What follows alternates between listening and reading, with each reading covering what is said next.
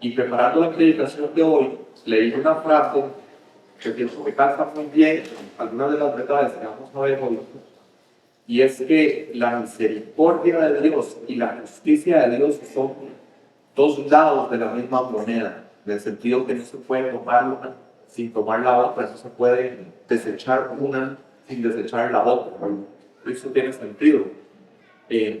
Sin que alguien haya decidido ya una sentencia, un juicio, y está para condenación, ni siquiera está el escenario preparado para que pueda existir la misericordia que se quiere.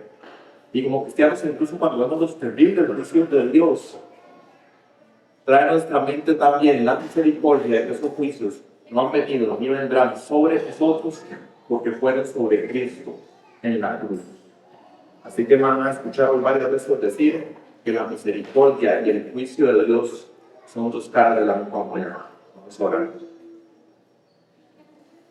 Padre, quiero pedirte en estos momentos que hagas lo que solo tú puedes hacer y es nutrirnos con tu palabra. No puedo hacerlo yo, es tu Santo Espíritu el que puede iluminar el texto y el que puede transformar nuestros corazones, santificarnos, transformarnos a la imagen de Cristo.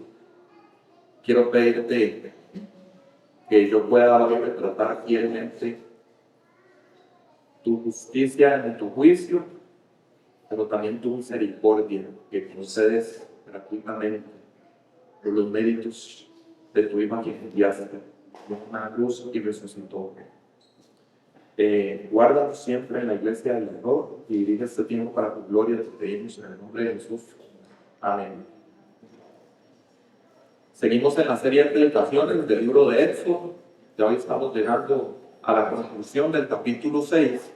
Y bueno, ustedes saben que a mí siempre me gusta, antes de entrar de lleno en el texto que corresponde, ver nuevamente el tema general del libro en la mejor síntesis que encontré y entonces la voy a leer.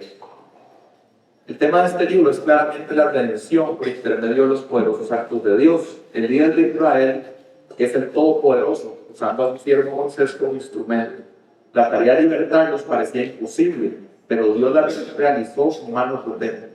El establecimiento de este pueblo difícil en una nueva tierra, de nación piadosa, se presentaba como tarea imposible.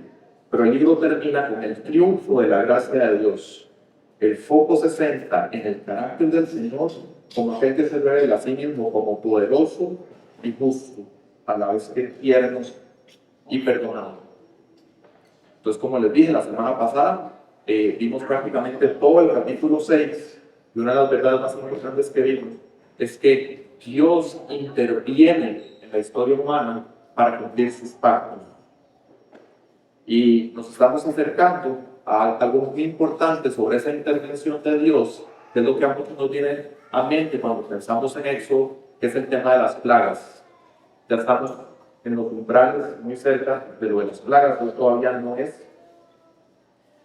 Pero es un buen momento en ese preámbulo para que entendamos el propósito de las plagas. ¿Por qué?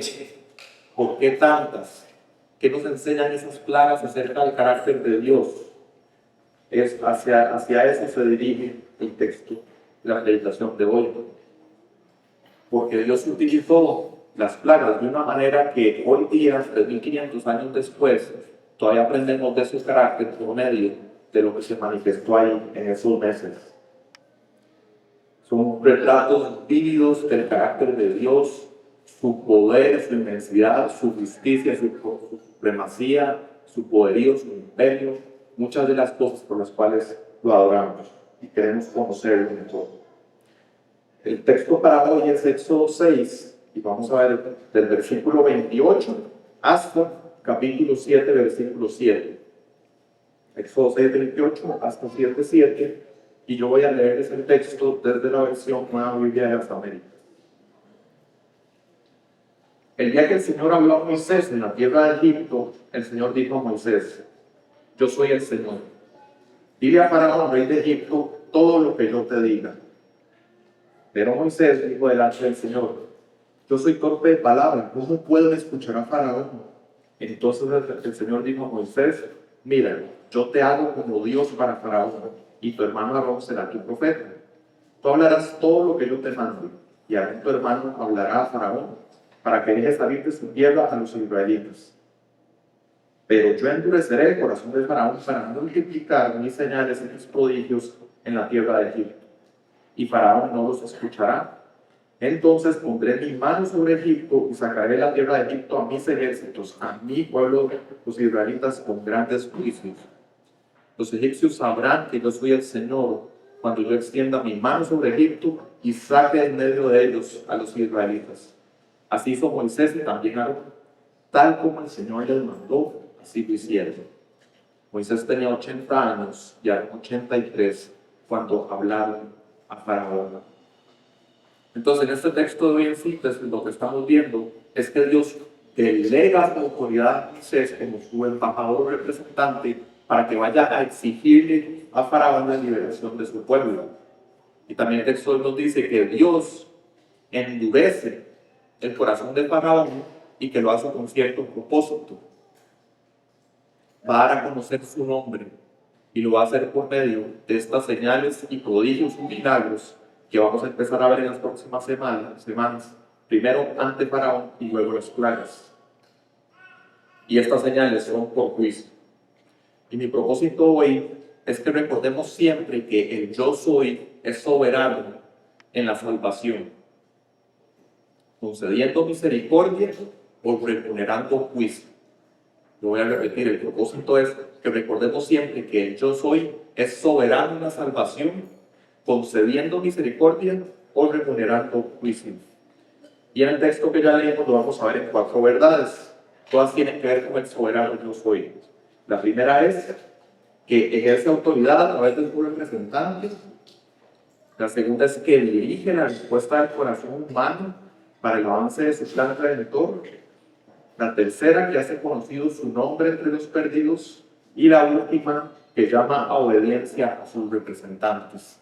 Entonces vamos a empezar con la que tenemos al inicio del texto, desde el versículo 28 del capítulo 6 hasta el capítulo 7, versículo 2. Y es que el soberano no soy ejerce autoridad a través de su representante.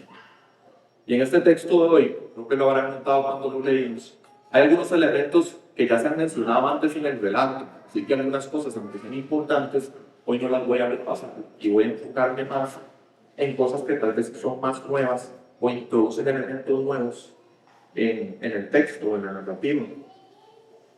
Vemos, por ejemplo, que ya estando en Egipto, Dios nuevamente le habla a Moisés y se repite algo que ya habíamos visto. Vemos aquí en Moisés que hay una regresión a una objeción que había tenido con respecto a su capacidad para hablar, un problema personal que él tenía con el habla, y vuelve a sacarlo acá diciéndole al Señor que eso va a ser un impedimento, que él no va a poder lograr esa tarea.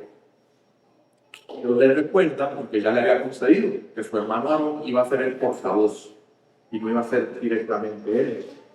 También vemos algo recurrente en lo que Dios ya ha hecho, que vemos que empieza por decirle, yo soy el Señor. Y nuevamente es un recordatorio para Moisés que lo que garantiza la efectividad de la tarea de liberación que Dios está llevando a cabo no tiene nada que ver con Moisés y tiene todo que ver con la presencia y la guía del gran yo soy.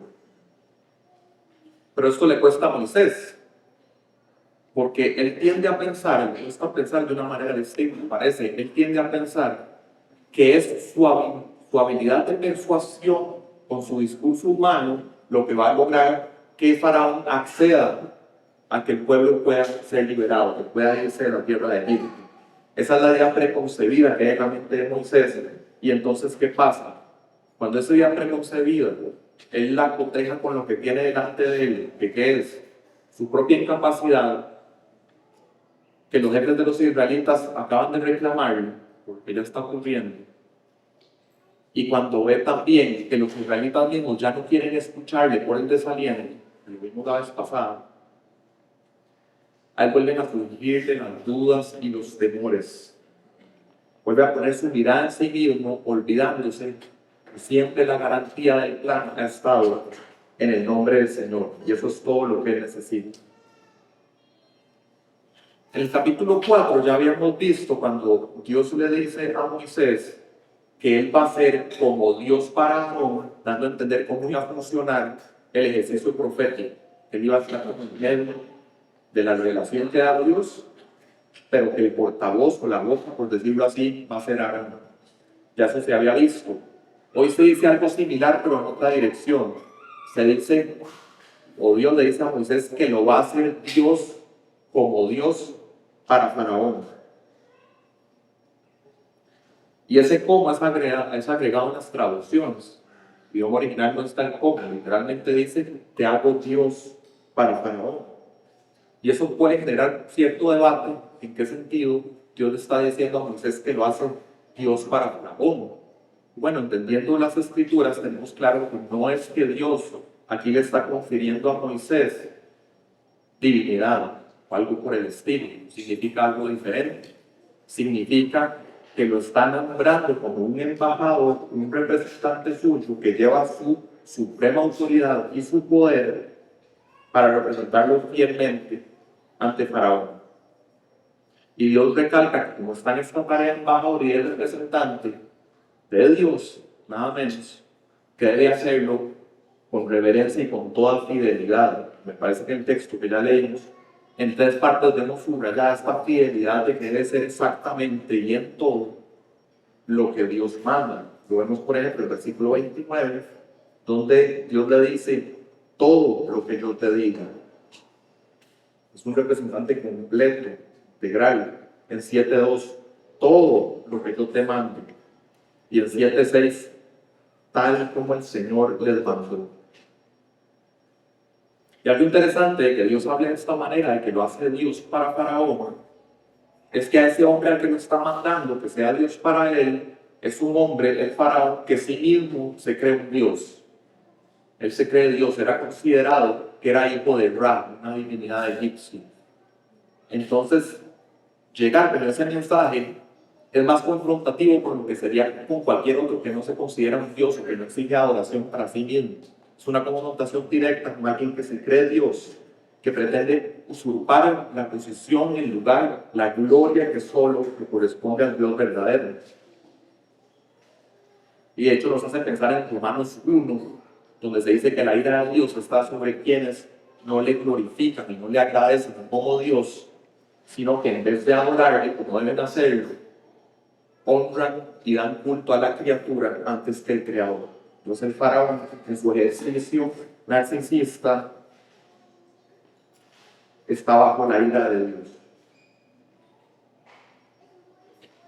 Y aquí estamos viendo esta dinámica en que Aarón, pensemos un momento en Aarón, Aarón también es un representante, es un embajador de Dios, que por medio de un mediador de Moisés se le está dando un mensaje para que él comunique con fidelidad, sin agregarle, sin quitarle, simplemente con fidelidad, para que avancen los propósitos de salvación de Dios. Eso más o menos es lo que está ocurriendo aquí. Y dependiendo cómo respondan las personas, va a haber juicio o va a haber misericordia, ¿verdad? Las dos caras de la moneda que mencioné al inicio. De igual manera, nosotros los cristianos vemos el lenguaje muy similar al Nuevo Testamento, de que somos embajadores de Cristo, que Cristo es nuestro mediador, que Él habló, que Dios nos habló por su Hijo, nos ha dado el mensaje glorioso del Evangelio, hemos de comunicarlo fielmente al mundo perdido y descansamos en el Señor en la respuesta que haya de las personas, sea que conduzcan a juicio o que conduzcan para salvación en la fe. Así que creo que mucho de la aplicación de las verdades que estamos viendo hoy, creo que donde mejor puedo hacerlas es en el tema del evangelismo. Vamos a ver estas verdades a la luz de nuestro evangelismo.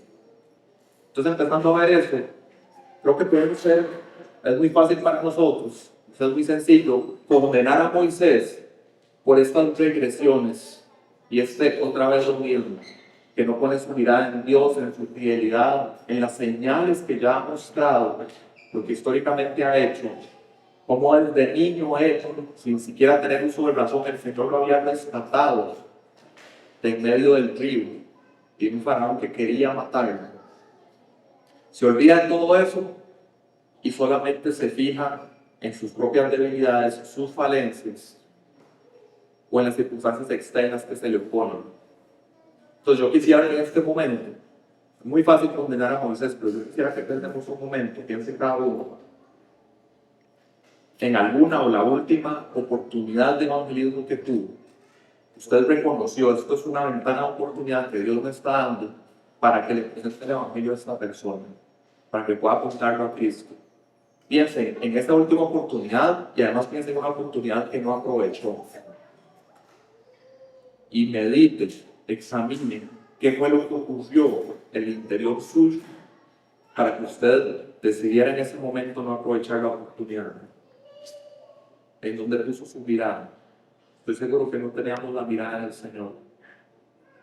Igual es que Moisés. Estábamos pensando tal vez en nosotros mismos, no tengo la capacidad de articular bien esto, incluso si me he preparado para ello, igual en este momento como que siento que no puedo articularlo, me siento torpe en el habla también, o tal vez era algo que tenía que ver con la otra persona, tal vez teníamos un temor porque vemos en esa persona alguien que puede tener represalias en nuestra contra si no le gusta el mensaje, o es una persona que vemos como alguien muy poderoso, y nos sentimos inferiores, o vemos en esta persona alguien como muy intelectual o alguien que es bueno para debatir, entonces como que no me siento cómodo de entrar en compartir un mensaje que la persona tal vez no vaya a recibir bien. Y al final tenemos una lucha interna en la obediencia al Señor para que compartamos su palabra y el glorioso evangelio. Y lo que es importante, la verdad que nos trae hoy el Señor, es que nuestro llamado es a fidelidad. El llamado de Moisés no era convencer a Faraón. Él parece que tenía esa idea preconcebida, que Dios lo iba a usar de esa manera. Sí sabía que era el Señor, pero pensó que esa era la manera. Y no necesariamente ese era el plan del Señor, de hecho no lo era. No era por ese tipo de persuasión, sino con mano fuerte, las plagas. Entonces nuestro llamado es a fidelidad, dar el mensaje, y a descansar en el Señor en las respuestas que vayan a dar las personas a ese mensaje, sean para juicio o sean para que reciban misericordia. Y algo en lo que también podemos descansar viendo el texto de hoy es que independientemente de la respuesta que tenga el corazón de esa persona, está en las manos del Señor, sea cual sea, el plan de salvación del Señor está progresando, está avanzando. A veces pensamos en los números, las conversiones y pensamos que el plan solo avanza cuando la gente responde positivamente. Y queremos que respondan positivamente, amén. Vamos a ver la tercera verdad. Pero también cuando responden negativamente, está avanzando el plan. La oportunidad de Dios haga diferentes cosas para la salvación de quienes sí ha querido depositar su misericordia. Y esto nos lleva a nuestra segunda verdad, que es que el soberano yo soy dirige la respuesta del corazón humano para el avance de su plan redentor. El soberano yo soy dirige la respuesta del corazón humano para el avance de su plan redentor. En esta verdad donde vamos a estar la mayoría del tiempo hoy, la tenemos en los versículos 3 y 4. Para repasarlos voy a leer. Pero yo endureceré el corazón de Faraón para multiplicar mis señales y mis prodigios en la tierra de Egipto. Y Faraón no los escuchará. Entonces pondré mi mano sobre Egipto y sacaré de la tierra de Egipto a mis ejércitos, a mi pueblo los israelitas, con grandes juicios. Entonces, como ya he dicho, el medio que Dios va a usar para la liberación de los israelitas no es la persuasión o la capacidad de convencimiento que Moisés pueda tener en su discurso ante Faraón. Ese no va a ser el medio. Y así lo determinó el Dios soberano. Siendo el Dios soberano, que sabemos que es, él perfectamente pudo haber hecho, y luego vamos a leer el texto en ese sentido, él perfectamente pudo haber hecho que a la primera, por las buenas, simplemente el faraón acceda a dejarlos ir, y por decirlo así, el pueblo es liberado, sale por la puerta de atrás, sin mucho bullicio, sin que casi que nadie se entere, más por el hecho de que ya no están ahí presentes. Pero ese no fue el plan de Dios. El plan de Dios fue utilizar esta oportunidad que él mismo decretó para hacer conocido su nombre por medio de un proceso que se prolonga con las plagas, usando mano fuerte para que sea su poder y su gloria lo que sea visible en este escenario o plataforma en Egipto, en ese imperio reconocido en el mundo, para testimonio a las naciones alrededor e incluso a través del tiempo hoy, 3500 años después, y lo será para siempre. Y así lo determinó Dios. Y este tema de que Dios endureció el corazón de Faraón genera controversia, incluso dentro de la iglesia evangélica, porque tenemos un texto como el de hoy, o el que ya leímos en capítulo 4, que dice que Dios endurece el corazón de Faraón, pero también tenemos textos que dicen, y los veremos en su momento, que Faraón endurece su propio corazón. Hay otros textos que simplemente dicen que su corazón estaba endurecido o se endureció, sin indicar la causa. Y bueno, como tenemos este espectro de declaraciones de verdad que hay en la palabra, pues así mismo hay un gran espectro de interpretaciones entre los estudiosos y bueno, da oportunidad a todo tipo de teologías, ¿verdad? Creemos que la teología siempre debe empezar por Dios, cuáles son sus nombres revelados en la Escritura, cuál es su carácter, y luego empezamos a ver las acciones con los seres humanos para con la creación, y ahí concluimos con nuestra teología. Pero también hay quienes puedan más bien empezar a construir su teología desde el contexto cultural o desde ideas que les confieren mucha importancia, como por ejemplo la libertad humana, y entonces, dependiendo del punto de origen de la teología, así serán también las conclusiones a las que se llegan. Y el propósito que tengo hoy en la prédica no es profundizar y desarrollar totalmente este tema, el endurecimiento del corazón de Faraón, pero sí quiero que veamos algunas cosas. Y bueno, se va a seguir diciendo este tema del endurecimiento del corazón a lo largo de Éxodo, mientras están en Egipto. Así que bueno, hoy espero que avancemos en ese sentido, pero hoy no tenemos por qué decir todo acerca de eso. Quiero nada más decir unas 3 cosas. Creo que lo primero es que debemos desechar cualquier tipo de interpretación que concluya con que Dios es el autor del mal o el autor del pecado. Haciendo teología correctamente desde Dios, desde arriba, desde lo que les dije, no hay manera que podamos concluir esto. En segundo lugar, quiero decir con respecto al testimonio de las Escrituras acerca del corazón humano. ¿Y qué es lo que dice? Que después de la caída es un corazón que tiene completa incapacidad para responder apropiadamente a su Creador, con confianza, con fe, con obediencia. Un corazón que no está en una buena condición, de hecho una condición perdida, muerte espiritual, es el lenguaje bíblico. De hecho que la promesa de Ezequiel con respecto al nuevo pacto, que la dice 2 veces en su libro, es la siguiente: quitaré de su carne el corazón de piedra y les daré un corazón de carne. Esta es la condición del corazón humano después de la caída. Así que cuando pensamos en el endurecimiento de Dios al corazón de Faraón, no pensemos en el corazón de una persona que está gozosamente adorando al Dios verdadero, siéndole obediente, cumpliendo sus propósitos, y que de repente entra Dios en la escena y endurece ese corazón. No, recordemos todo el contexto, todo lo que representa bien. Estamos hablando de una persona que se cree Dios, que exige ser adorado como Dios y que tiene oprimido al verdadero pueblo de Dios en la esclavitud. Ese es el escenario que se da el endurecimiento. Lo tercero que quiero decir respecto a esto es que tampoco debiéramos reducir, creo que hay muchos que quieren que suavizar este tema por el tema de no tocar algo que nos gusta mucho, que es la libertad humana. Quienes quieren suavizarlo, ven en lo que hace Dios algo más pasivo que activo. Y es como la idea de cuando Dios endurece el corazón, simplemente lo que hace es como retirar las manos y permitir que el pecado humano siga su curso. Que eso ocurre sí es cierto, pero no es solo eso. Es más que eso. Y el texto Si eso fuera, el texto sería más claro si dijera como que Dios retiró ese mecanismo de evitar que un corazón se endurezca. Y no es eso lo que dice que Dios lo endureció. Creo que Calvin expande bien esto, voy a leerles. Si Dios al cegar las mentes o endurecer corazones inflige un castigo merecido sobre los réprobos, no solo permite que hagan lo que les plazca, sino que en realidad ejecuta un juicio que Él sabe que es justo. Por lo cual también concluimos que no solo retira la gracia de su espíritu, sino que entrega a Satanás a aquellos que sabe que merecen ser enseguecidos en sus mentes y endurecidos en su corazón.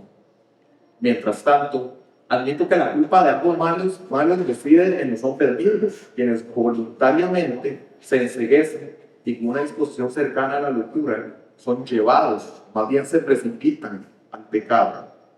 Y concluye diciendo, la dureza del corazón es el pecado del hombre, pero el endurecimiento del corazón es el juicio de Dios.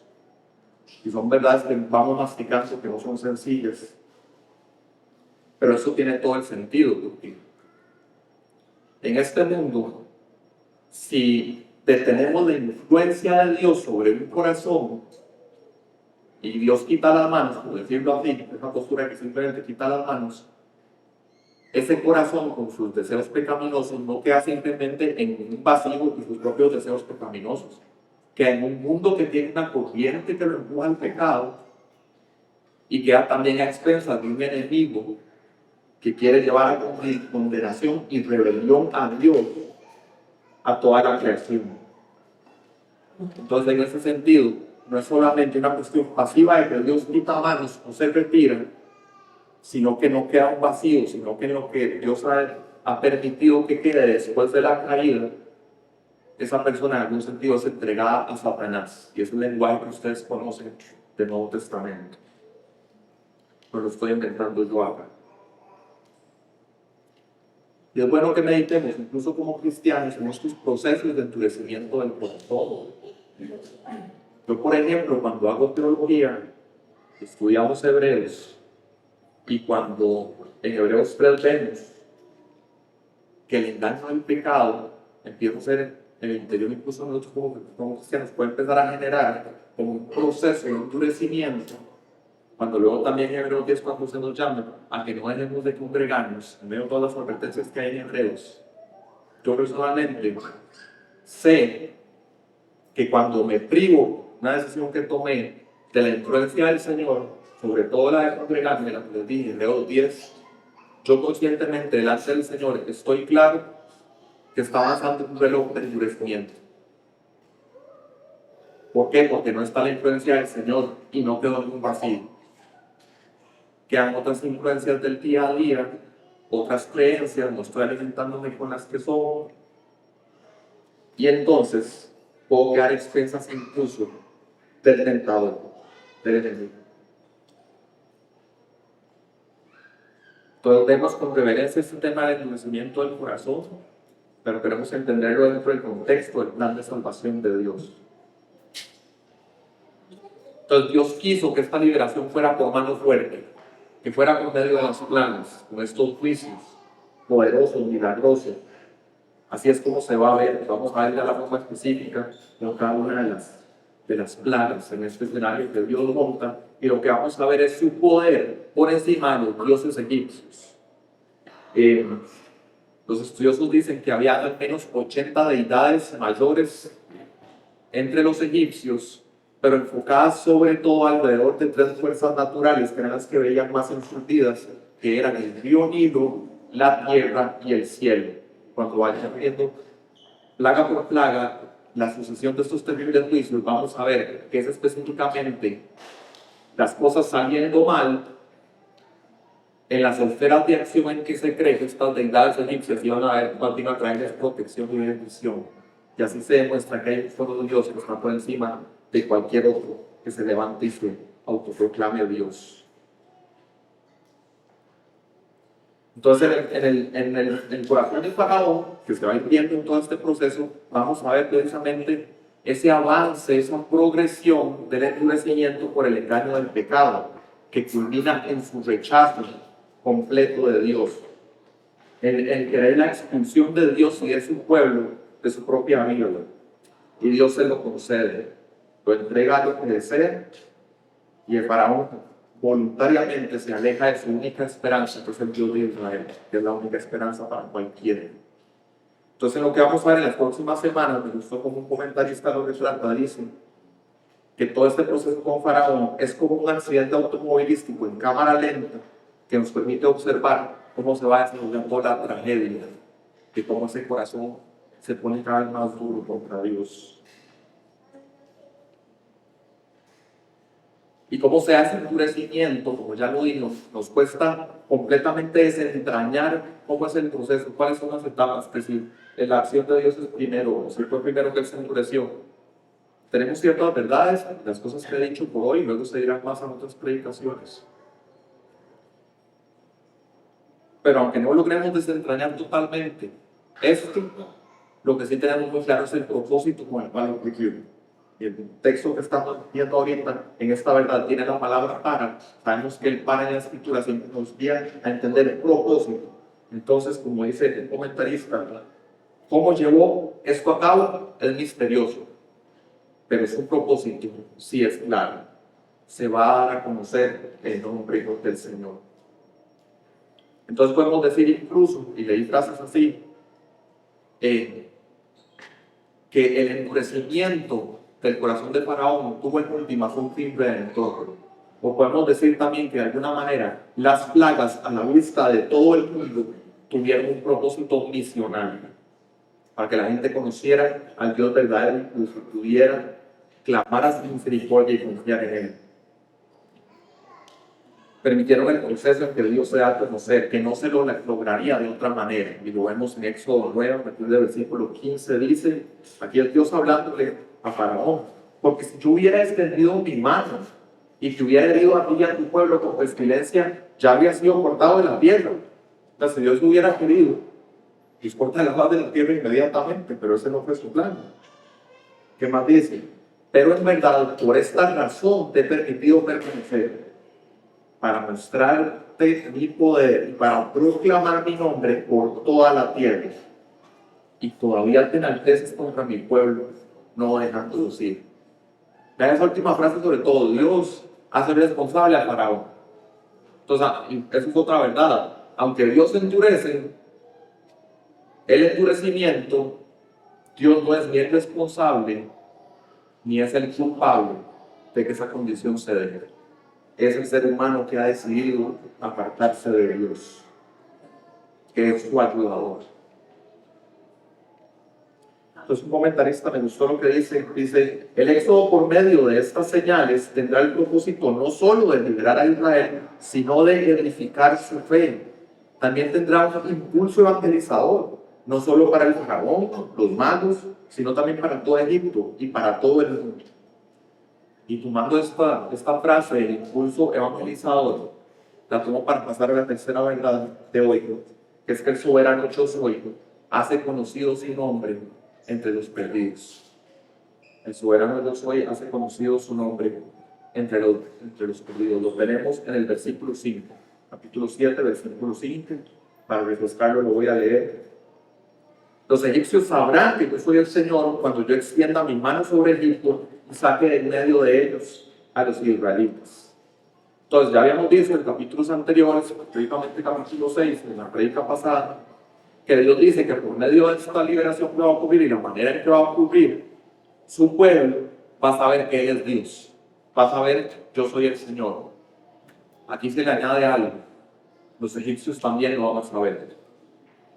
Con el avance de las plagas, los egipcios van a darse cuenta, viendo las plagas, sabiendo que sus dioses no están respondiendo, por decirlo así, van a empezar a darse cuenta que están contendiendo contra el único Dios verdadero que está por encima de todo, el que está en control. Y poco a poco van a llegar a verse doblegados y deberían llegar en su sano juicio a la conclusión que lo único que les queda es rendirse a la misericordia de ese Dios soberano que tiene el control. Eso es lo único que viene es convertir. Entonces Dios está orando aquí múltiples propósitos. No es solo la liberación del pueblo, es este tema redentor, este tema misional de dar a conocer su nombre, revelar quién Él es.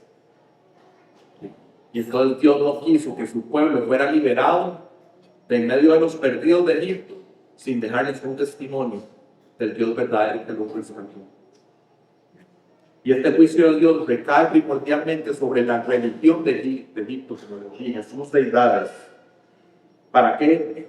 Para hacerles ver su bancarrota espiritual y su necesidad de confiar en el único Dios verdadero. Y este propósito misional tiene una respuesta inmediata que vemos en los próximos capítulos de Éxodo. Más adelante veremos que en capítulo 12, versículo 38, cuando ya están en el momento de salir los israelitas de Egipto, dice lo siguiente: subió también con ellos una multitud mixta. Hubo personas que por medio de este proceso que el Señor permitió fueron sensibilizados, trajo el Señor convicción de ellos, de pecado, de juicio, y sabían que eran llamados a estar siguiendo al Dios de Israel. Y partieron de su vida en Egipto con la multitud. Entonces aquí vemos un ejemplo claro, aunque esta gente que no eran israelitas luego dieron sus problemas en el desierto, y eso no está en Éxodo, pero ocurrió. Aunque eso ocurrió, vemos aquí la misericordia de Dios siendo manifestada. Y como les dije, el juicio y la misericordia de Dios como dos caras de la misma moneda. Siempre vemos en la Biblia que los eventos de juicio de Dios siempre van de la mano con la liberación de unos pocos, de un remanente que reciben su misericordia milagrosa no merecida. Solo para mencionar dos que ya están en la historia bíblica, antes de este punto del Éxodo, tenemos por ejemplo el diluvio, en que vino el juicio, pero hay la preservación milagrosa de un remanente. Entonces está el juicio, pero está la misericordia. También lo vemos en la historia de Sodoma y Gomorra. Entonces, a través de este proceso, poco a poco, como dijo Chester en cámara lenta del accidente automovilístico, Dios va poniendo de rodillas a Faraón, y lo que tendría sentido para Faraón es rendirse y clamar misericordia, como levantar la bandera blanca delante de Dios, y más bien pedirle estar bajo su cuidado, bajo su protección, bajo su bendición y no su maldición. Pero eso no es lo que ocurre. Faraón lo que quiere más bien es, al final, sí le dice al pueblo que se vaya, pero lo hace en el sentido de vencida su dureza de corazón, pero no es vencida para salvación. Y lo que él quiere ya en ese momento culminante de terquedad es: quiero estar lo más distanciado posible de Dios y de su pueblo. Entonces aléjense de mí y no quiero volverlos a ver nunca, no regreso. Y es trágico que de esta manera repudie, deseche el único medio de salvación posible que había para él. Y eso puede ocurrir en las vidas de las personas, que en medio de las circunstancias que viven, el testimonio que se les da, pueden ser muy tangiblemente llegados a ser destruidos a los que tienen por ídolos. Pero ante una mente reprobada, un corazón endurecido, la respuesta no es la sensata. Entonces acudir a Dios, que en su mensaje de salvación nos dice que está presto a la misericordia, a la gracia sobre los pecadores, sino que más bien hay mayor endurecimiento y un distanciamiento, de no querer escuchar mensajes acerca de Dios. Y en esas situaciones solo Dios, en todas, solo Dios puede cambiar un corazón humano y en el que confiamos cuando proclamamos el Evangelio. Cuando pensamos en esto, los corazones endurecidos, y saber que nosotros somos igual de humanos que cualquier otra persona en la condición espiritual que esté, en el sentido que por nosotros mismos no podemos cambiar nuestra condición espiritual de justicia delante de Dios, meditar en todo esto y sabiéndonos en Cristo, nos mueve a gran gratitud y gozo en la misericordia del Señor de que yo no he sido endurecido y que yo en el propósito del Señor fui puesto para misericordia. Y nunca hemos de olvidar las misericordias del Señor que son nuevas cada mañana. Es un llamado, lo vimos en Hebreos, no endurecer nuestros corazones por el engaño del pecado. Incluso quienes han sido bendecidos por Dios tienen la tendencia a olvidar. Este pueblo que milagrosamente es rescatado de Egipto, y es algo precioso, ¿verdad? Cuando uno entra en la parte teológica, están como los dolores de parto, por decirlo así, de las plagas, y luego viene como el momento del nacimiento de la nación, que es cuando cruzan por el canal, como que se rompe la fuente y cruzan por el canal del Mar Rojo, y para que nazca esa nueva nación, y es glorioso todo lo que Dios hace por ellos, y ahí, a la parte del Mar Rojo, antes de cruzarlo, desde ahí están ya reclamando y se han olvidado ya que Dios ha venido haciendo por ellos. Así que hasta los beneficiarios pueden llegar a endurecerse. Pero nuevamente, las dos caras de la moneda, vemos en el obrar de Dios que aún las situaciones de endurecimiento, Él las usa para testimonio y para que otros alcancen misericordia. De hecho, que la palabra nos habla, en el Nuevo Testamento, Pablo cuando le escribe a los romanos, de que el endurecimiento de los judíos tuvo un propósito que permitió que nosotros los gentiles entráramos. No formamos parte y Dios utilizó el endurecimiento judío para que los judíos entráramos. Y a veces hay pastores, predicadores evangélicos que dicen que no les gusta ese concepto de que Dios endurezca. Si Dios no operara de esta manera, nosotros hubiéramos podido ser injertados. Esta palabra que usa Pablo, no podríamos estar en la salvación, porque no podemos tomar un lado de la moneda y desechar el otro. Todo es el plan redentor de Dios, en que existen de las dos respuestas y de los dos destinos. Le voy a leer un poco de lo que dice Pablo en Romanos 11 respecto al endurecimiento de los judíos. Dice: fueron endurecidos, tal como está escrito, Dios les dio un espíritu embotado, ojos que no ven y oídos que no oyen hasta el día de hoy. Y más adelante, Pablo hablando como si fuera un gentil, dice: las ramas fueron desganadas para que yo fuera injertado. Pero ese endurecimiento dio oportunidad de gentiles que entraran a cumplir. Y más adelante, dice: mira pues la bondad y la severidad de Dios. Severidad para con los que cayeron, pero para ti, bondad de Dios, si permaneces en su bondad.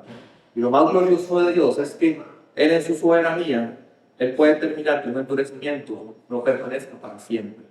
Eso también nos da ánimo cuando estamos evangelizando a personas, a las que usted, escuchando lo que yo he hablado hoy, estoy diciendo a personas que han mostrado un endurecimiento, parece que no haya nada que hacer ahí. Esa persona está con vida, todavía está en el día de la misericordia, en la oportunidad de ser rescatado por el Señor. Y el Señor, cuando quiere, puede retirar un endurecimiento. El endurecimiento de los judíos no será para siempre. Más adelante dice Pablo: porque no quiero, hermanos, que ignoren este misterio, para que no sean sabios en su propia opinión, que Israel le ha acontecido un endurecimiento parcial hasta que haya entrado la plenitud de los gentiles, y luego todo Israel será salvo. Más adelante, pues como vosotros también en otro tiempo erais desobedientes a Dios, pero ahora habéis alcanzado misericordia por la desobediencia de ellos, así también estos ahora han sido desobedientes, para que por la misericordia concedida a ustedes, ellos también alcancen misericordia. Entonces, Dios tiene estos planes que no logramos entender o desentrañar totalmente, pero lo que está hablando el Señor en medio de todo esto es dispensar misericordia, traer salvación. Cuando Pablo termina de decir todas estas cosas gloriosas del plan redentor de Dios en Romanos 11, cierra ese capítulo y esa sección del libro que es llamado la misericordia de Dios, se refiere al libro del capítulo 12, y explota en adoración al Señor, de la profundidad de las riquezas de la sabiduría y el conocimiento de Dios. Insondables sus juicios, inescrutables sus caminos, porque quien entiende su mente, su plan, quien le aconseja. Y de él, por él y para él son todas las cosas.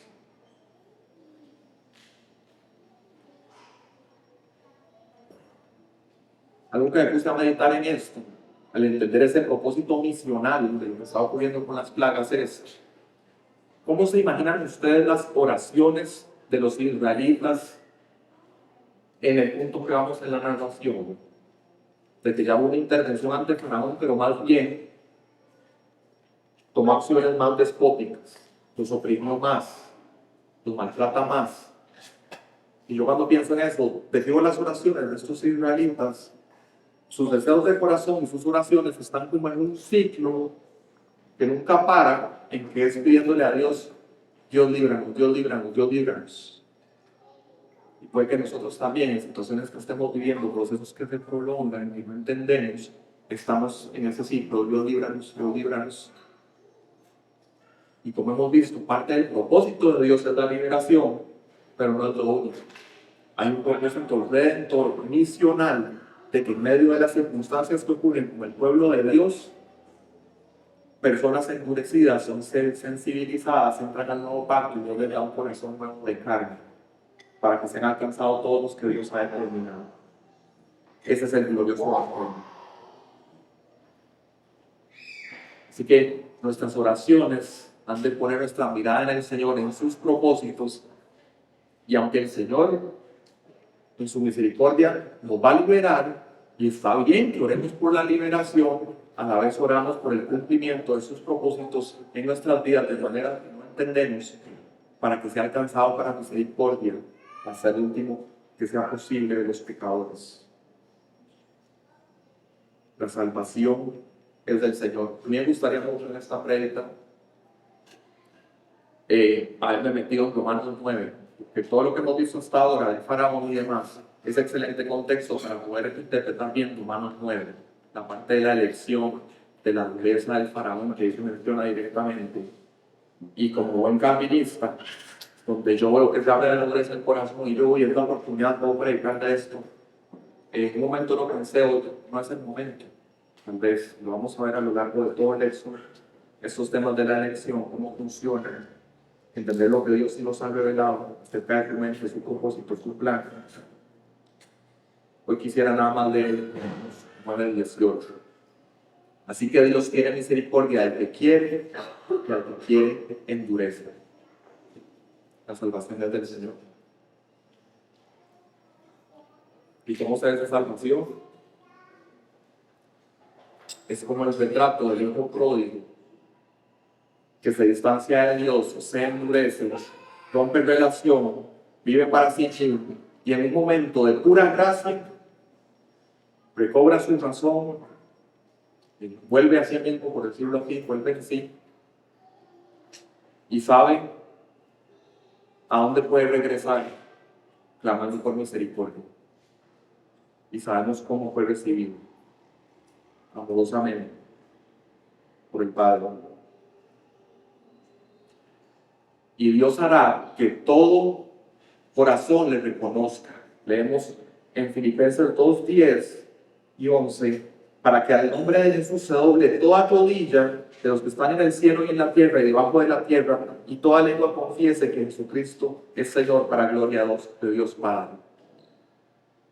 Y las rodillas se van a doblar o en fe y salvación, en la época, la oportunidad de misericordia, o se van a doblar ya no para salvación, en el día del juicio, cuando toda boca sea tapada, sean juzgados por sus obras y resulten alejados de Dios por la eternidad. Solo están las dos alternativas y solo esas dos caras de la moneda. O hay juicio o hay misericordia. O estamos entre la multitud que milagrosamente logra cruzar el mar rojo y el Señor nos libera por pura gracia para orar y servirle, o somos de los que los iban persiguiendo, adorando a otros dioses y perecieron en la destrucción cuando los torrentes de ese mismo mar les cayó encima. Y no hay más que esas dos alternativas, son las dos que hay. No hay punto neutro, no hay punto intermedio. O estamos adorando a Dios o estamos sirviendo a otros dioses que por naturaleza van a oponerse al verdadero Dios que usurpan su lugar. Y nuestro deseo es que las rodillas se doblen ahora, en este tiempo, que hay oportunidad de misericordia. Y por eso, sabiendo cuál es el fin del pecador, hacia el cual íbamos nosotros también, así es que evangelizamos a las personas. Si realmente los amamos, no queremos ese fin de destrucción para ellos. Y ahí se refleja el deseo del Señor en nuestros corazones. El Santo Espíritu que nos pone en nosotros ese deseo de que la gente sea salva y venga al conocimiento de la verdad, toda alma.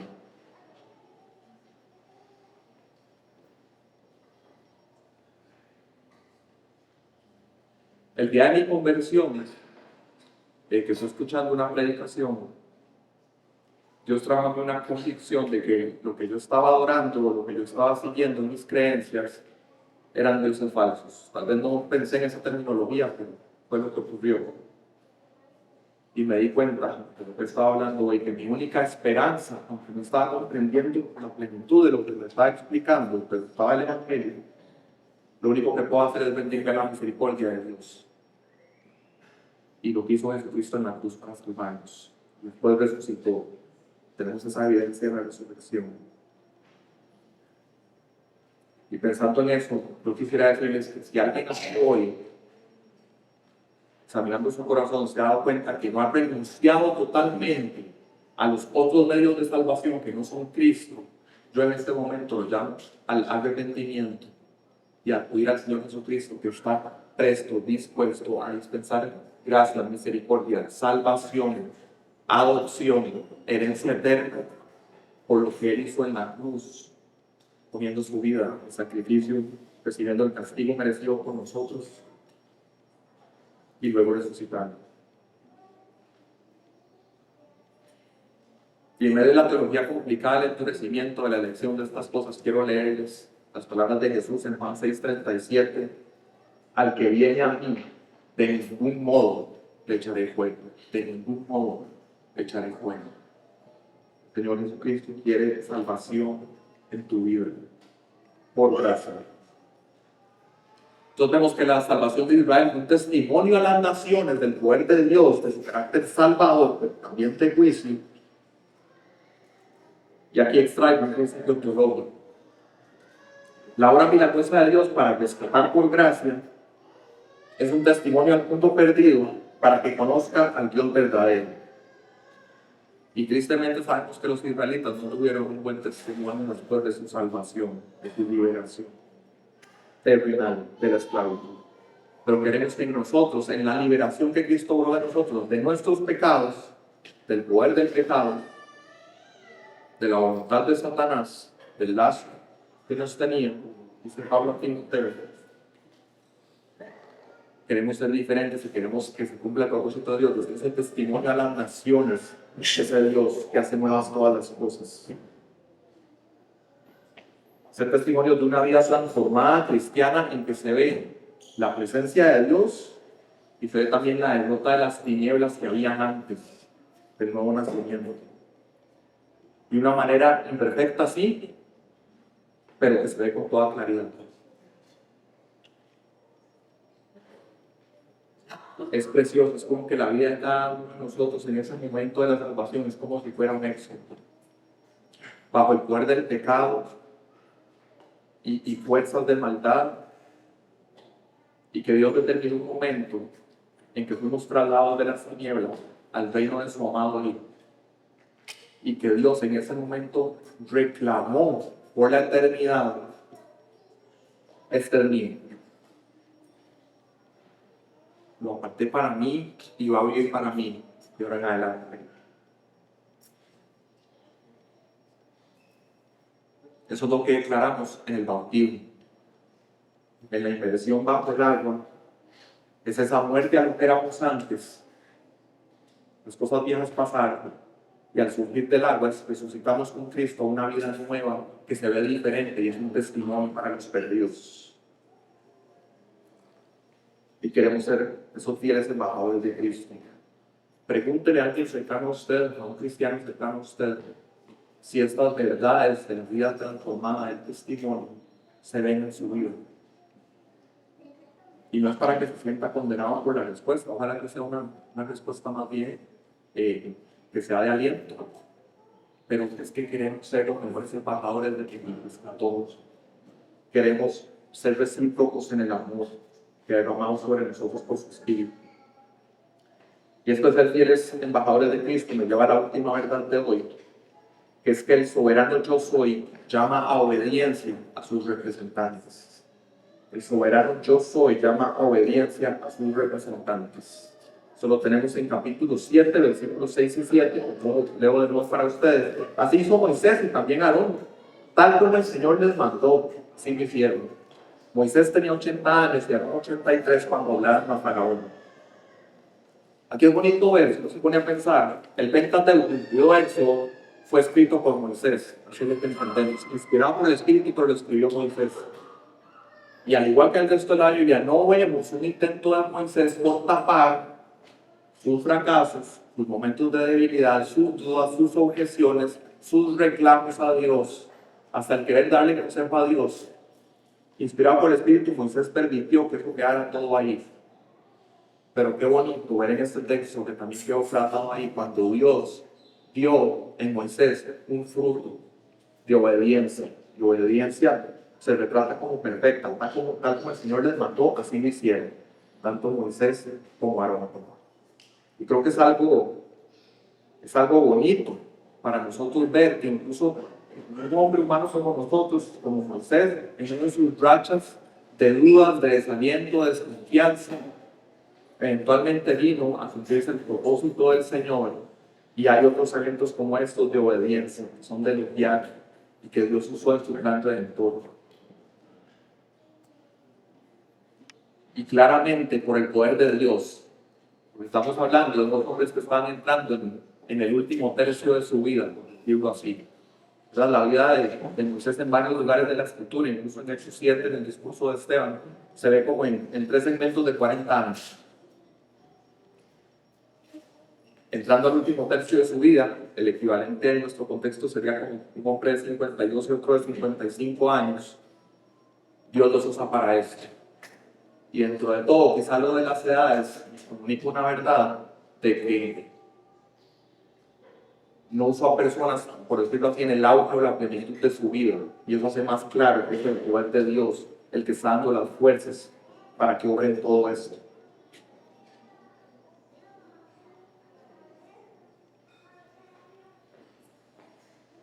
No podemos más que darle gloria a Dios de ver cómo fue preparando a la persona, cómo fue madurando el carácter para que en su momento determinado, usted de 80 o de 83, ocurriera lo que el Señor siempre había tenido planeado. Y en esto de los 3 segmentos de la vida, Moisés me gustó algo que dijo Muri, que es que Moisés pasó los primeros 40 años de su vida en la corte de Faraón pensando que era alguien. Luego pasó 40 años en el desierto aprendiendo que no era nadie. Y los últimos 40 años de su vida los vivió mostrándole al mundo lo que Dios puede hacer con alguien que se dio cuenta que no es nadie. Esa fue la vida de Moisés. También en el Antiguo Testamento es común que se den las edades de los personajes cuando está a punto de ocurrir algo importante, para luego poder reconstruir bien la parte cronológica. Entonces aquí están a punto de ocurrir lo de las plagas y el éxodo. Se nos indican las edades de Moisés y Aarón, que murieron 40 años después. Moisés de 120, Aarón de 123, antes de entrar en la tierra. Entonces los embajadores de Dios hemos de ser fieles en todo, como aquí nos dieron buen ejemplo, Aarón y Moisés, en todo aspecto. Lo tenemos acá, lo tenemos en Nuevo Testamento, en la gran comisión, que se engloba todo, ¿verdad? Enseñarles a hacer todo, instruirlos para que hagan todo conforme a lo que Cristo nos ha enseñado. No solamente evangelizar, es también discipular. Somos embajadores así también, en un mundo que necesita el evangelio y queremos llevarles la verdad de Cristo y ojalá que podamos dársela imitando el carácter de Cristo.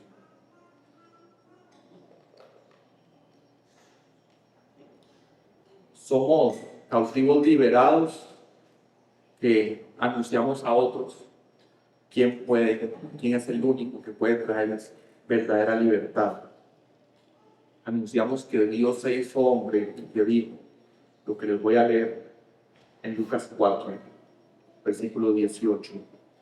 El Espíritu del Señor está sobre mí porque me ha ungido para anunciar el Evangelio a los pobres, me ha enviado para proclamar libertad a los cautivos y la recuperación de la vista a los ciegos, para poner en libertad a los oprimidos, para proclamar el año favorable del Señor. Quiero la predicación recordando el propósito, que recordemos que el soberano yo soy que el yo soy es soberano en la salvación, concediendo misericordia o remunerando con juicio.